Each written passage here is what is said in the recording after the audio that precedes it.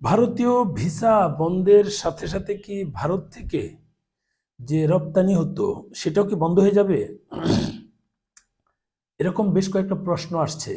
কারণ আমাদের বাংলাদেশ থেকে কিছু নেতা ফেতা যেগুলো বলছে যে এখানে ভারতীয় হাইকমিশন যিনি আছে তার পাশায় লাথি দিয়ে বের করে দিতে। এখন যদি এমনটা হয় তাহলে ভারত যদি বাংলাদেশে তাদের এমবাসি বন্ধ করে দেয়, আমার ধারণা তারা বাংলাদেশের রপ্তানিও বন্ধ করে দিবে।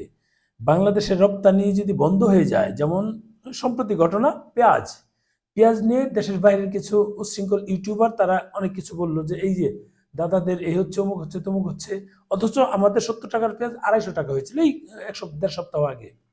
আমরা তাদেরটা চিন্তা করি, তাদের পেঁয়াজ ক্ষতি হচ্ছে, রাস্তায় ফেলে দিচ্ছে, আন্দোলন করছে কৃষকরা, কিন্তু আমরা যে এই 70 টাকার পেঁয়াজ 250 টাকায় কিনে খাচ্ছি এটা তাদের মাথায় আসে না। কারণ এটা ফোকাসই করে না, কারণ ওরা তো বাইরে থাকে, ওদের কাজ হচ্ছে উস্কায় দেওয়া। ওরা বাইরে থাকে, বাংলাদেশি জনগণ তারা কিভাবে কিনবে না কিনবে তাদের দেখার বিষয় না। আমরা 70 টাকার পেঁয়াজ কেন 250 টাকায় কিনে খাবো এটা তাদের দেখার বিষয় না। তাদের কথা হচ্ছে আমরা তো পেঁয়াজ মানে আনা বন্ধ করে দিয়েছি। পেঁয়াজটা আনাটা একটু মানে আমি যে আমদানি রপ্তানির সঙ্গে আমি যুক্ত, তো আমি জানি মানে ইন্টারনাল কিছু প্রবলেম ছিল, সেটার জন্য একটু লেট হয়েছে। তার মানে বাংলাদেশ নিয়ে আসছেন এমনটা কোনো প্রশ্নই আসে না।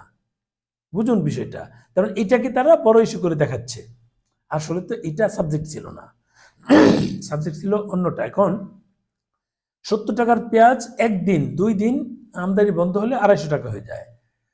ভারত যদি এই যে 200 স্বৈরাচার হাসিনা 276টা না কয়টা চুক্তি করেছিল, প্রায় 300 চুক্তি করেছিল, সমস্ত চুক্তি যদি বন্ধ হয়ে যায় তাহলে এক পেঁয়াজে যদি 250 টাকা হয়ে যায়, 70 টাকার পেঁয়াজ 3 গুণ 4 গুণ বেড়ে যায়, তাহলে অন্যান্য পণ্যের কি অবস্থা হবে একটু শুধু ভাবুন।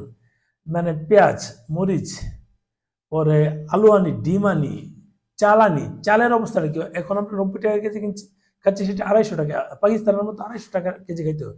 পাকিস্তান 200 টাকার নিচে কোনো চাল নাই পাকিস্তানে। বুঝেন বিষয়টা। আমাদের কিন্তু সেরকম পরিস্থিতিতে চলে যাবে, এটা আমাকে দেখবেন যে গালি দিবে, গণহারে গালি দিবে, ভারতের দালাল বলবে। বুঝেন, কিন্তু বাস্তবতা আপনাকে দেখতে হবে। যদি এমনটাই করতো তাহলে ইউনূস সরকার শুরুতে কেন এগুলো অফ করে দিল না? কারণ তারা জানে ওখানে যারা আছে তারা বিভিন্ন বিষয়ে চিন্তা করে কিন্তু এই কাজগুলো করা, যে ভারতের সঙ্গে মানে আর যাই হোক আমদানি বন্ধ করলে আমাদেরই ক্ষতি, আমরা সাধারণ জনগণ সাফারার হবো। যারা এগুলো বয়ান দিচ্ছে রাস্তাঘাটে, তারা তো আগে তো এই জুলাই আন্দোলনের আগে কিন্তু মানে আলু ভর্তা দিয়েও খেতে পারতো না, আর এখন তারা ওয়েস্টার্নে গিয়ে খাবার দাবার খায়। বুঝেন বিষয়টা। এখন এই যে হচ্ছে বিষয়, তাদের কথায় কি মানে এই ডক্টর মোহাম্মদ ইউনূস চলবে কিনা, তাদের কথা চালাতে চাচ্ছে, কিন্তু সেটা চলবে না। যদি সেটা তাদের কথা চলে আলহামদুলিল্লাহ। আমরা চাচ্ছি ভারত থেকে আমদানি নির্ভরতা কমানো, যদি সম্ভব হয় কমপ্লিট আমদানি বন্ধ করে দিক। আমরা সেটা চাচ্ছি। কেন চাচ্ছি? অনেক কারণ আছে। ভারত আমাদেরকে নিয়ে রাজনীতি করবে সেটা আমরাও চাচ্ছি না। সহজ হিসাব, ভারত যেন রাজনীতি করতে না পারে তার জন্য আমদানি পুরোপুরি আমাদের অফ করে দেওয়া উচিত। আমরা কিভাবে খাবো না খাবো সেটা পরের বিষয়। আমরা 80 টাকার চাল যদি 400 টাকা কেজি খেতে হয় সেটাই খাবো, আমাদের টাকার অভাব নাই। আমরা যেহেতু সিঙ্গাপুর হয়ে গিয়েছি অলরেডি, আমেরিকা হওয়ার পথে আছি, সিঙ্গাপুর যেহেতু হয়ে যাচ্ছি, তাহলে আমাদের 400 টাকা কেজি হলে কোনো অসুবিধা নাই, আমরা খেতে পারবো। সেই এবিলিটি আমাদের আছে। রাস্তাঘাটে চুরি ছিনতাই বেড়েছে, বারুক, সমস্যা কি? সেটা প্রবলেম না, আমরা তো খেতে পারছি। অর্থাৎ আমি খেতে পারছি, আমার পাশের লোক খেতে পারল না পেল সেটা দেখার বিষয় না। যারা আন্দোলনগুলো করছে তারা হচ্ছে এরকম, কারণ প্রচুর খাচ্ছে। আওয়ামী লীগ 17 বছরে কি পরিমাণ ধান্দা করেছে বলার বাহিরে। আমার এলাকার তো বহু আওয়ামী লীগের এই নেতা ফেতা দেখলাম, অনেক কিছু দেখলাম। এদের অত্যাচারে মানুষ অতিষ্ঠ ছিল, এরা কিন্তু এদের পতন হয়েছে। কবে আসবে পরে সেটা পরের হিসাব, এখন তো পতন হয়েছে। এখন এই যে জুলাই আন্দোলনের পর কিছু লোক যে আন্দোলনটা যে চিন্তা ভাবনা করে হয়েছিল সেটা কিন্তু ওই পথে নাই।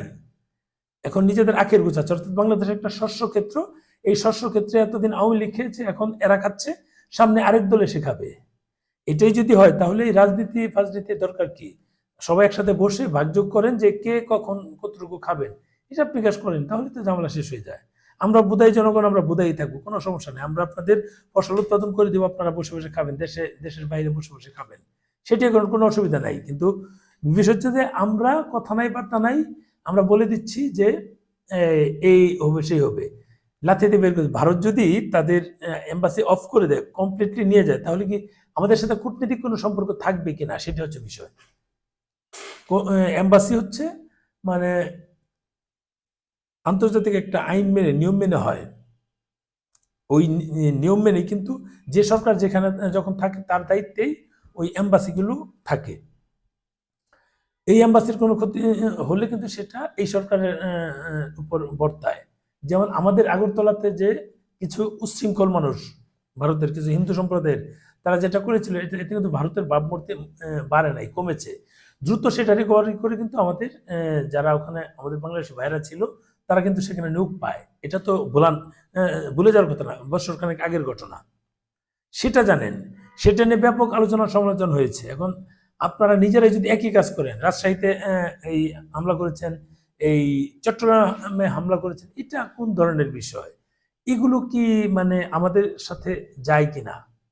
আমরা কি মানে এই বাড়িতে হামলা করে হাইকমিশন হামলা করে হাইকমিশন জ্বালিয়ে দিয়ে সেটা কি খুব ভালো কিছু করতে পারবে কিনা? এতে তো ভারতকে আরো মানে আমাদের প্রতি যেন তাদের একটা মানে কি বলে, তারা কোন অ্যাকশনে যাওয়ার একটা পথ তৈরি করে দেওয়া। আমরা কেন সেটা করে দিচ্ছি আমরা জানি না, আমি জানি না এই পথগুলো কেন তৈরি করে দিচ্ছি। এরপর হচ্ছে আমাদের ভিসা সংক্রান্ত বিষয় আছে। এখন ভারত ভিসা, যারা ভারত যায় না তারা কখনোই যায় না, যাবে না। কিন্তু যারা ভারত যায় নিয়মিত তাদের কি হবে? যারা ভারত যায় না তারা ভারত বিরোধিতা করছেন, কিন্তু যারা নিয়মিত ভারত যাচ্ছে, প্রতিদিন কি পরিমাণ মানুষ আসে সেটা দেখি। ট্রিটমেন্ট করতে যারা যাচ্ছে, কোনো উপায় নেই, ভারত যেতেই হবে। অনেকে কমেন্টস করে, দেখবেন যে ভারত নাকি অন্য বিকল্প ব্যবস্থা করবে। বিকল্প ব্যবস্থা কেন হচ্ছে না? আমরা চাচ্ছি আমাদের দেশের স্বয়ংসম্পূর্ণ হাসপাতালগুলো হোক, চিকিৎসা সেবা স্বয়ংসম্পূর্ণ হোক। এতদিন হয়ে গেল, চীন আমাদেরকে হাসপাতাল করে দিবে, কই এখনো তো শুরুই হলো না। আমরা চাচ্ছি আমরা স্বয়ংসম্পূর্ণ হই। আমরা আমরা বাংলাদেশি যারা আছে, আমরা দেশকে যারা ভালোবাসি, আমরা ৭১ পক্ষের লোক যারা, আমরা তো চাচ্ছি আমাদের বাংলাদেশে আমরা স্বয়ংসম্পন্ন হই, অন্যদের উপর ডিপেন্ড করতে না হোক। এরপর হচ্ছে এম্বাসি ফেস। এখন আমরা চিকিৎসার বিকল্প নিয়ে নিলাম, এম্বাসি ফেসের জন্য আমাদের দরকার হচ্ছে ভারতের দিল্লিতে ইউরোপিয়ান এম্বাসি ফেস করতে হয়, সেই এম্বাসিগুলো বাংলাদেশের শাখা নিয়ে আসা। আমাদের অন্তত এম্বাসি না হোক, আমাদের জন্য বইগুলো জমা দেওয়া যায় সেরকম একটা সিস্টেম তৈরি করা। ১.৫ বছর হয়ে গেল, একটা সিস্টেমও কিন্তু হয়নি। আপনাদেরকে শুরু থেকে বলেছিল যে মানে এই সরকার এসে কিছু রিউমার ছড়িয়ে দেয় যে আগামীকাল থেকে সকল ইউরোপিয়ান এম্বাসির কাজ ঢাকায় হবে। ১.৫ বছর অতিক্রম, দেখুন ১.৫ বছর অতিক্রম হলো, একটা এম্বাসি মানে পুরে খাওয়ার মতো আসলো না। কেন আসলো না? কোন জায়গায় ব্যর্থতা, কোথায় ব্যর্থতা? তাহলে এগুলো মানুষকে বিভ্রান্তিতে কেন ফেলছি? আমরা যারা বোধাই জাতি আছে আমরা বিশ্বাস করছি, আর এই বোধাই জাতিগুলোকে আরো প্রায় অন্তত 10% যারা ক্লেভার, চালাক, চতুর, এরা বুঝাচ্ছে। ওই 10% কিন্তু ইন্টেনশনালি বুঝাচ্ছে যে এটা চলে আসছে, ওরা ফেসবুকে রিউমার ছড়িয়ে দিচ্ছে। আর আমরা 90% বোধাইগুলো সেগুলো খেয়ে নিচ্ছি, বোধাই বাঙালিগুলো খেয়ে নিচ্ছি। এই 10% যে আমাদের উপর গেম খেলছে সেটা আমরা বুঝতে পারি না। বিভিন্ন জায়গায় দেখবেন যে কিছু আছে লিডারগুলো ইন্টেনশনালি কাজগুলো, ওরা জানে কি হবে আর কি হবে না, এটা জানে। যে বুদাইগুলো তাদের সাথে সমর্থন দেয় এগুলো কিন্তু কিচ্ছু জানে না, বুঝে না, না বুঝে কাজগুলো করে। বললাম আমি তো নিজে বুদাই, 90% বুদাইয়ের মধ্যে পড়ি আমি। বুঝেন বিষয়টা? এই হচ্ছে অবস্থা। এটা কেন এই কথাগুলো বললাম? আমরা যে রিউমার ছড়িয়ে দিয়েছি সমস্ত ইউরোপিয়ান এম্বাসি ঢাকায় একটাও নাই, 0%ও নাই। আগে যেগুলো ছিল ওগুলোই। এই অস্ট্রেলিয়ান আগে থেকে ছিল, অস্ট্রেলিয়া তো ইউরোপের মধ্যে বলে না, ফার্স্ট ওয়ার্ল্ড কান্ট্রি, ঠিক আছে। কিন্তু বাকিগুলো আমাদের দিল্লিতে যেতে হয়। এইগুলোর বিকল্প কি? আমরা বিকল্প ১.৫ বছরে করতে পারিনি, আর কবে করব? আমরা কি এই সরকারকে ২০ বছরের জন্য রেখে দিব? আমরা চাচ্ছি নির্বাচন হোক, নির্বাচনের মাধ্যমে তার পরবর্তীতে যারা আসুক তারাও যেন এসে আমাদের এম্বাসিগুলো আমাদের দেশে রাখার চেষ্টা করে। আমরা ভারত কেন যাব? ভারত তো যাওয়ার প্রয়োজন নাই। এগুলো হচ্ছে, এটা শুধু না, আমাদের যে এই যে শুরুতে ব্যবসায়িক বিষয়গুলো বললাম, মানে ব্যবসায়িক বিষয়গুলো বলে যে কথাগুলো মধ্যে ভারতীয় পণ্য বয়কট বা এই বয়কট অনেক কিছু হচ্ছে, সেগুলো কবে আর বয়কট করবো? আমরা কেন করছি না? প্রতিদিন ভারতীয় পণ্য ব্যবহার করছি, সেগুলো ব্যবহার করে কি আমরা শাহবাগে যাচ্ছি পণ্য বয়কটের আন্দোলন করতে, ওদের বাইক ইউজ করছি, ওদের মানে খাদ্যদ্রব্য, এই পেঁয়াজের কথাই বলেন, 2 সপ্তাহ আগের ঘটনা, পেঁয়াজ নিয়ে যে তুলকালাম কাণ্ড ঘটে গেল, 70 টাকার পেঁয়াজ 250 টাকা হয়ে গেল, মানে এটা খাচ্ছি, সবকিছু মিলিয়ে কিন্তু আমরা মানে আমাদের মতো করে ভারত থেকে সবকিছু নিয়ে আসছি। এখন ভারত যদি সব অফ করে দেয় আমাদের গতি কি হবে? সহজ হিসাব, আপনাদের কাছে উত্তর জানতে চাই। ভারত যদি সমস্ত রপ্তানি বন্ধ করে দেয় তখন কি হবে?